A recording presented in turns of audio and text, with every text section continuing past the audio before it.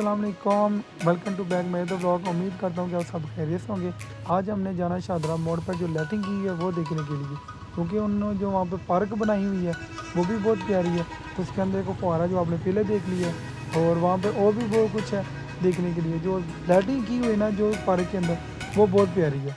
तो अगर ये वीडियो आपको अच्छी लगे तो इसे लाइक और सब्सक्राइब जरूर कर लीजिएगा, क्योंकि मेरे आने वाले जो व्लॉग है वो आप ज़रूर देखिए।